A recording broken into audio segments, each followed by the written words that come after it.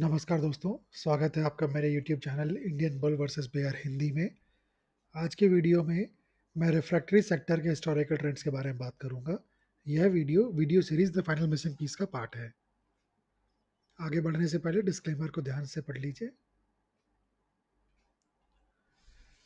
Refractory sector जो है Indian share market में, उसमें ऐसी कंपनीज हैं जो हीट रेजिस्टेंट मटेरियल बनाने में डील करती हैं, जो कि हाई टेम्परेचर इंडस्ट्रियल प्रोसेसेस में यूज होता है, जैसे कि स्टील मेकिंग, सीमेंट, ग्लास और नॉन फेरस मेटल के प्रोडक्शन में।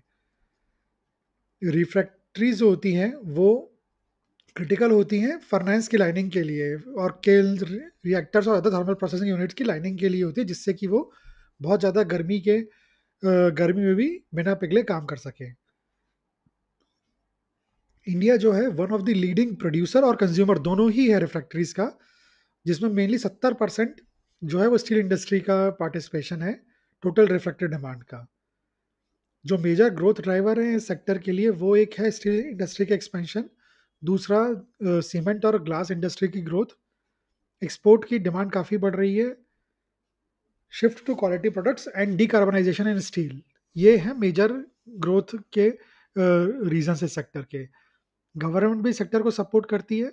सरकार की कुछ स्कीम्स हैं, जैसे कि पीएलआई स्पेशलिटी स्टील के लिए, national steel policy, import restrictions on Chinese refractories, FDI and R and D support और focus on self reliance under Atmanirbhar Bharat. ये सारी की सारी सरकार की पॉलिसीज और स्कीम्स हैं जिससे कि सेक्टर को फायदा पहुंचता है। जो मेजर चैलेंजेस है सेक्टर के सामने है, उसमें सबसे पहले तो ये कि भाई रॉ मटेरियल पे डिपेंडेंसी है। ठीक है, प्राइस वॉलेटाइल बहुत है, एनर्जी की डिमांड बहुत ज़्यादा होती है रिफैक्ट्रीज में, फ्रेगमेंटेड इंडस्ट्री और सिक्लिकलिटी है इस सेक्टर में। ठीक है, तो ये तो एक हो गया सेक्टर की समरी। अब इसके हिस्टोरिकल डेटा के बेसिस पे कुछ ट्रेंड्स आइडेंटिफाई करने की कोशिश करते हैं।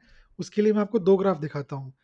पहला होगा आपका ईयरली रिटर्न्स ग्राफ, और दूसरा होगा आपका मंथली रिटर्न्स ग्राफ। मैंने क्या किया है, इस सेक्टर की टॉप 6 कंपनियों का पिछले 10 सालों का शेयर प्राइस मूवमेंट का डेटा ट्रैक किया, और उसके बेसिस मैंने एक दोनों ग्राफ बनाए। 6 कंपनी क्यों, 10 क्यों नहीं? क्योंकि 6 कंपनी ऐसी थी जिनका मार्केट कैपिटलाइजेशन 100 करोड़ से ज़्यादा था। इसके जो टॉप 6 कंपनी हैं, उसमें 2 मिड कैप और 4 स्मॉल कैप कंपनीज हैं, है ना? तो पहला ग्राफ देखते हैं, ईयरली रिटर्न्स ग्राफ। अब इसमें ये जो ग्रीन कलर के बार्स हैं ये पॉजिटिव ईयरली रिटर्न्स दिखाते हैं, ये रेड कलर के बार्स नेगेटिव ईयरली रिटर्न्स दिखाते हैं। ये ऑरेंज लाइन क्यूमुलेटिव रिटर्न्स दिखाती है, ये ग्रीन लाइन दिखाती है कि कितने महीनों ने किसी भी साल में पॉजिटिव रिटर्न दिया है, और रेड दिखाती है कितनों ने नेगेटिव रिटर्न दिया है। 2015 से शुरू करते हैं। 2015 में सेक्टर ने काफ़ी अच्छा रिटर्न दिया था, 30.56% का, 7 पॉजिटिव महीने और 5 नेगेटिव महीने। 2016 में रिटर्न थोड़े से कम हुए, लेकिन फिर भी रिस्पेक्टेबल रिटर्न से 23.84% के, 8 महीने पॉजिटिव और 4 महीने नेगेटिव। 2017 में रिटर्न्स बढ़ गए, 65.79% का बहुत ही स्ट्रॉन्ग परफॉर्मेंस इस सेक्टर ने दिखाया था 2017 के साल में, और 9 महीने इस सेक्टर ने पॉजिटिव रिटर्न दिया था 2017 में, और केवल 3 महीने नेगेटिव रिटर्न। लेकिन 2018 में सेक्टर ने नेगेटिव रिटर्न दिया, -1.81% का, 7 महीने नेगेटिव रिटर्न और 5 महीने पॉजिटिव रिटर्न।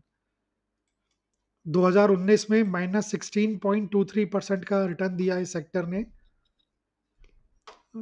8 महीने नेगेटिव रिटर्न और 4 महीने पॉजिटिव रिटर्न। 2020 में सिचुएशन पलट गई और सेक्टर ने काफ़ी अच्छे रिटर्न दिए, 60.50% के, 9 महीने पॉजिटिव रिटर्न और 3 महीने नेगेटिव रिटर्न।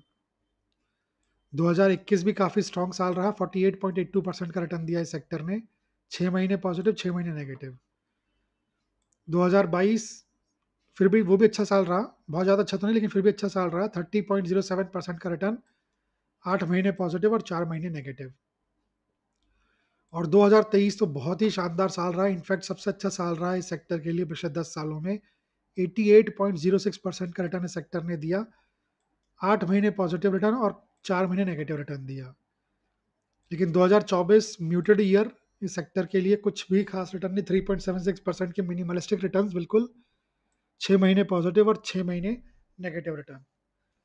अगर क्यूमुलेटिव रिटर्न की बात करें, इस ऑरेंज लाइन को फॉलो करें, तो 1236.56, यानी 13x से भी ज़्यादा, करीब करीब 13.5x के आसपास रिटर्न पिछले 10 सालों में, जो कि बहुत अच्छे रिटर्न्स हैं। इसके की टेक अवेज देखते हैं। क्यूमुलेटिव रिटर्न अपन ने अभी अभी देखा 1236.56%, यानी 13x से ज़्यादा, करीब करीब 13.5x ही रहता है ये। सी ए जी आर 29.60, काफ़ी अच्छा सी ए जी आर है। कोई भी सेक्टर का सी ए जी आर 30 के आसपास उससे ऊपर है तो अच्छा सी ए जी आर, काफ़ी अच्छा सी ए जी आर होता है। नेट नेगेटिव ईयरली रिटर्न केवल दो, 2018 2019, और तब उसमें भी कोई ऐसा नहीं कि बिल्कुल खत्म ही हो गया सेक्टर, इतना ज़्यादा नेगेटिव हो। 2018 तो मात्र जरा सा ही नेगेटिव था, और 2019 भी 16% नेगेटिव था। तो एक अच्छी बात कि केवल दो ही नेगेटिव साल, दूसरी अच्छी बात कि नेगेटिव साल भी इतने ज़्यादा नेगेटिव नहीं हुए कि पूरे प्रॉफिट्स को इरेज कर दें। बेस्ट ईयर 2023 का था, 88.06% का रिटर्न। और वर्स्ट ईयर जो था 2019 का था, जब -16.23% का return. Positive to negative year ratio 4:1, काफ़ी अच्छा है ये भी। कुछ सेक्टर्स ही हैं जिनका ये रेशियो इतना अच्छा है। तो ऑल एंड ऑल काफ़ी इंप्रेसिव जो है ये ईयरली रिटर्न्स ग्राफ इस सेक्टर का निकला है। अब इसका मंथली रिटर्न्स का ग्राफ देखते हैं वो भी कहते हैं इतना इंप्रेसिव है क्या। तो ये रहा इसका मंथली रिटर्न्स का ग्राफ। ये जो रेड बार्स हैं ये negative mean monthly return show करते हैं, ग्रीन बार जो हैं वो positive mean monthly return show करते हैं। ग्रीन लाइन वो ये दिखाती है कि किसी भी महीने में कितने साल इस सेक्टर ने पॉजिटिव रिटर्न दिया है, और रेड लाइन दिखाती है कितने साल नेगेटिव रिटर्न दिया है। जनवरी से शुरू करते हैं। जनवरी जो है वो इस सेक्टर के लिए ख़राब महीना है। इस सेक्टर का जो एवरेज मंथली रिटर्न है जनवरी में वो -1.29% का है। पाँच पॉजिटिव साल और 5 नेगेटिव साल। फरवरी और ख़राब महीना, -2.56% का एवरेज मंथली रिटर्न, 6 साल नेगेटिव, 4 साल पॉजिटिव। और मार्च सबसे ख़राब महीना इस सेक्टर के लिए, -2.87% का एवरेज मंथली रिटर्न, 6 साल नेगेटिव रिटर्न दिया है इस सेक्टर ने मार्च में, और 4 साल पॉजिटिव रिटर्न दिया है।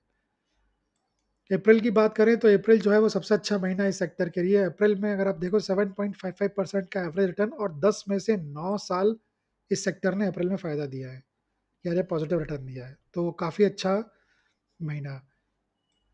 मई एक एवरेज महीना, 1.67% का रिटर्न है, 6 साल पॉजिटिव, 4 साल नेगेटिव। जून भी एवरेज सही महीना, 2.33% का रिटर्न, 5 साल पॉजिटिव, 5 साल नेगेटिव।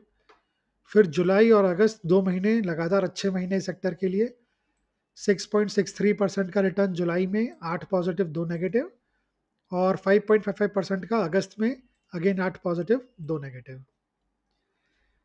फिर सितंबर एक और महीना जब इस सेक्टर का जो एवरेज मंथली रिटर्न है वो नेगेटिव है, वो है -1.40% का। 8 साल सितंबर में सेक्टर ने नेगेटिव रिटर्न दिए हैं, और केवल 2 साल पॉजिटिव रिटर्न दिए हैं। अक्टूबर नवंबर दिसंबर ये तीनों महीने अच्छे स्ट्रॉन्ग महीने इस सेक्टर के लिए। अक्टूबर में 4.92% का रिटर्न, 8 साल पॉजिटिव 2 साल नेगेटिव। नवंबर में 5.42% का रिटर्न, 6 साल पॉजिटिव 4 साल नेगेटिव। और दिसंबर में 4.11% का रिटर्न, 5 साल पॉजिटिव और 5 साल नेगेटिव।